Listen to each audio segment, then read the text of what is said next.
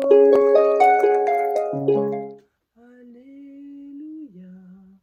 alléluia. Bonjour à tous. J'espère que vous allez tous bien par la grâce de Dieu et que vous avez passé une bonne semaine. Aujourd'hui, j'avais à cœur de vous parler des blessures de l'âme, des rejets, des chocs affectifs, des chocs effectifs de nos vies, des blessures que nous gardons au fond de nous, qui nous font du mal et qui nous empêchent véritablement de rentrer dans une protection de la parole de Dieu, dans une bénédiction, parce que nous refusons en quelque sorte de lâcher prise. Nous refusons de lâcher prise et nous gardons certaines choses dans notre âme, dans notre moi, et ça peut effectivement bloquer certaines délivrances, déjà pour commencer, certains blocages dans nos vies. On va commencer par lire la parole de Dieu, parce que vous savez que la parole de Dieu est une lumière sur notre sentier, et la parole de Dieu est vraiment indispensable pour grandir, pour être conduit dans nos vies. Il faut vraiment lire la parole de Dieu. Tout y est mis, tout y est inscrit. C'est la parole de Dieu qui nous transforme, c'est la parole de Dieu qui nous édifie, c'est la parole de Dieu qui change les circonstances en notre faveur, c'est la parole de Dieu qui nous protège, c'est la parole de Dieu euh, qui fait de nous des nouvelles créatures, qui nous transforme jusqu'à notre baptême. La parole de Dieu fait tout. Tout est fait par la parole de Dieu. Et je vous encourage vraiment à la lire, à la méditer, ne serait-ce qu'un chapitre ou un verset. Vous commencez petit, progressivement on grandit. Alors on va lire Galates 5, verset 18. On va parler des œuvres de l'esprit, des œuvres de la chair. Mais si vous êtes conduits par l'esprit, vous n'êtes pas sous la loi.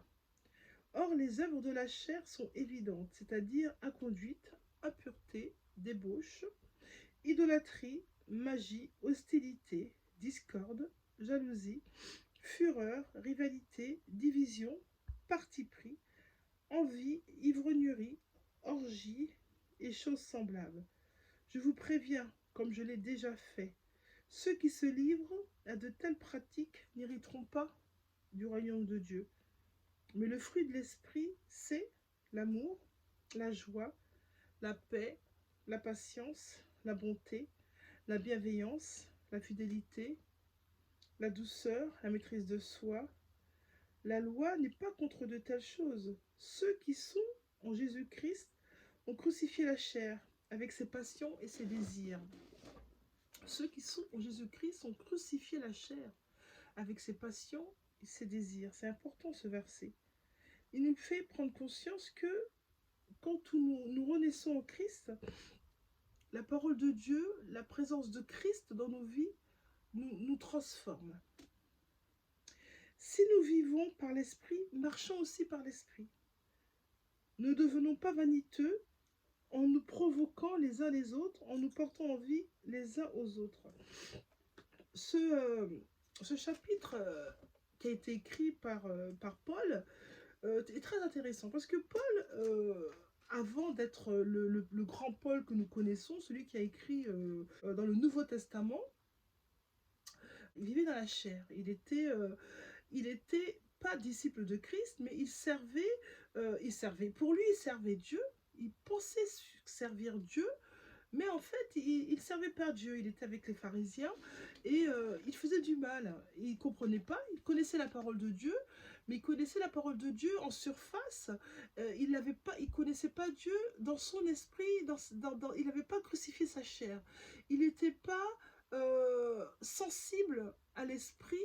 Il n'était pas sensible à la douleur de son prochain. Il n'avait pas l'amour de Dieu en lui, malgré qu'il connaissait la parole, malgré qu'il était dans le temple jour et nuit, régulièrement, jour et nuit, il était assidu, parce que lui-même il se dit qu'il était vraiment numéro un, qu'il était vraiment aguerri, qu'il était vraiment conduit à suivre la parole de Dieu, les parchemins, l'Ancien Testament. Il revendiquait son appartenance à Dieu. mais seulement il lui manquait quelque chose pour faire de lui quelqu'un de bienveillant, quelqu'un d'amour, quelqu'un qui a crucifié sa chair. Il n'avait pas crucifié sa chair. D'ailleurs, il s'appelait pas l'apôtre Paul, il s'appelait Saul, Saul de Tarse. Saul de Tarse persécutait les habitants, les chrétiens, il les traquait, il les condamnait à mort, il envoyait, entre autres, ils ont lapidé Étienne à cause que l'apôtre, enfin Saul de Tarse avait commandité le meurtre d'Étienne. Et Étienne, quand il est mort, la parole de Dieu déclare que le jeune Étienne était rempli de l'Esprit de Dieu et que le jour qu'il est mort, qu'on l'a lapidé. Alors la lapidation, qu'est-ce que c'est? La lapidation, c'est lancer des cailloux sur une personne jusqu'à temps qu'elle meure. Et effectivement, Étienne est mort. Et la parole de Dieu déclare qu'ensuite, qu'ils sont venus ramener au pied de Saul de Tarse les vêtements d'Étienne. Alors, il était croyant, il croyait en Dieu, mais son cœur était dur. Son cœur était fermé, son cœur était insensible à la mort de son prochain, son cœur était insensible à la douleur de ses frères et de ses sœurs, des gens qui étaient autour de lui. Et c'est en cela que quelques temps après, quand il a été touché par la grâce de Jésus sur la route de Damas, il partait persécuter des frères et des sœurs, Jésus lui est apparu sur le chemin, il a été touché par Jésus-Christ qui lui a dit, mais pourquoi me persécutes-tu? Pourquoi me persécutes-tu? Et il est devenu aveugle, et c'est de là qu'il a donné sa vie. Bon, je ne vais pas vous raconter la parole, mais il a donné sa vie à Jésus, parce que Jésus lui est apparu, et Jésus lui a donné une mission. Et cette mission, c'était effectivement d'abord de transformer l'état de son cœur, d'être bienveillant, et de connaître Jésus, parce qu'en fait, euh, ils étaient toujours sous la loi, c'est-à-dire en écoutant, en lisant la parole, par les parchemins, les commandements, les 10 commandements, les écrits de Moïse, mais il leur manquait l'amour divin, l'amour de Jésus. Et Jésus, en se montrant à Saul de Tarse, sur la route de Damas, il a précisément ouvert son cœur, et Saul a senti l'amour de Jésus, Saul a senti la présence de Jésus dans son cœur, et ça l'a transformé. Ça a transformé sa vie. Et c'est lui-même qui a décidé de ne plus se faire appeler Saul de Tarse, il s'est fait appeler ensuite Paul, l'apôtre Paul, qui a écrit de plusieurs chapitres dans le Nouveau Testament de sa propre main. Quelqu'un qui n'avait pas connu Jésus, je vous rappelle. Parce que Saul de Tarse n'a pas connu Jésus, n'était pas un des apôtres choisis par Jésus au départ. Il était simplement avec le sacrificateur, mais pas avec les disciples de Jésus. Donc il n'a pas eu le loisir et la chance, j'ai envie de dire, de connaître Jésus.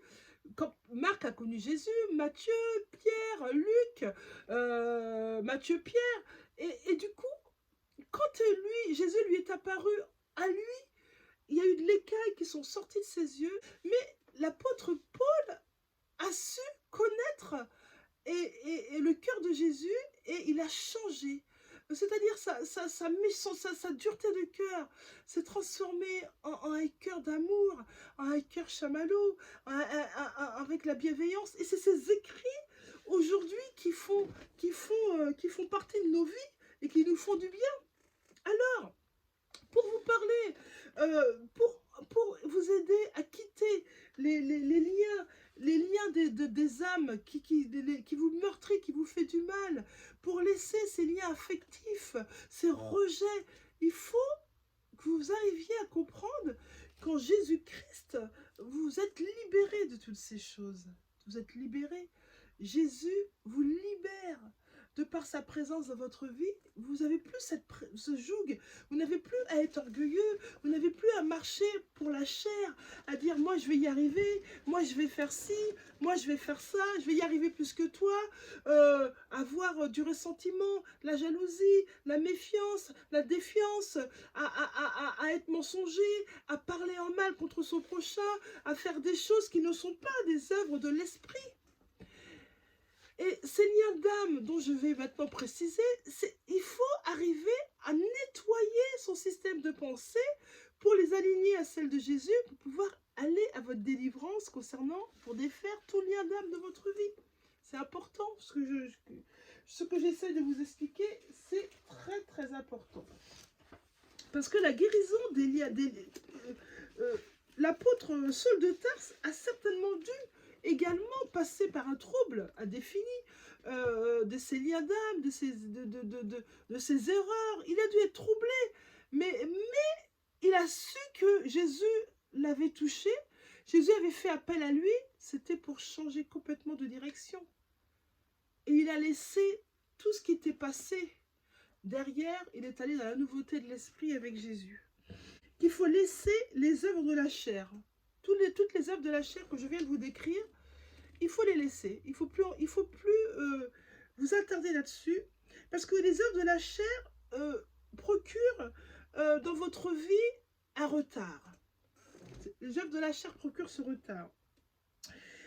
Et vous devez, d'une certaine manière, vous engager à fonctionner pour devenir réellement une nouvelle créature, comme le déclare la parole de Dieu. Vous êtes des nouvelles créatures, toutes choses anciennes sont passées. Vous êtes maintenant des nouvelles créatures. Vous devez apprendre à vous délivrer de toute amertume. L'amertume, c'est les œuvres de la chair. Il faut vous délivrer de l'amertume, des colères, de l'alcoolisme. Toutes ces choses, ce sont des liens d'âme. Si vous restez en Christ, si vous avez de la colère, si vous êtes toujours alcoolisme, si vous êtes drogué, si vous vous accrochez en apitoiement sur votre sort, du genre, ah ben moi je vais jamais y arriver, j'ai essayé de faire ci, et puis pourquoi l'autre il y arrive, et pourquoi moi j'y arrive pas, moi j'étais malade, j'ai eu ci, il m'est arrivé ça, et puis j'ai souffert, et puis j'ai connu ci, et puis j'ai fait ça, et puis je me suis cassé un orteil, et puis je me suis cassé le doigt de pied, et puis j'ai fait ci, je me suis cassé la main, et j'ai eu ça. L'apitoiement sera un blocage de votre vie pour vos bénédictions. L'apitoiement, c'est très dangereux de s'apitoyer sur vos blocages. Parce que si vous réclamez régulièrement vos malheurs, ces malheurs perdureront. Parce que vous le déclarez de votre bouche, déjà d'une, et ces malheurs resteront dans votre vie parce que vous le déclarez régulièrement. Ne vous trompez pas, l'apitoiement n'a rien à voir avec de la compassion. Quand on s'apitoie, ce n'est pas de la compassion. Il faut bien faire la différence. L'apitoiement n'est pas la compassion. Il faut également, dans votre temps de prière, dans votre temps de repentance, dans votre temps de prière, demander à Dieu de vous délivrer. Papa, délivre-moi de cet esprit d'alcoolisme. Papa, délivre-moi de cet esprit tabagiste. Papa, délivre-moi de ce manque de compassion que j'ai pour ma propre vie. Papa, délivre-moi de toujours critiquer les uns et les autres. Papa, délivre-moi. Excusez-moi. Il faut que vous pensiez à Jésus. C'est Jésus la clé. Jésus est la clé de tout. Jésus est la vie. Jésus est le chemin. Il est la vérité. Il est la vie.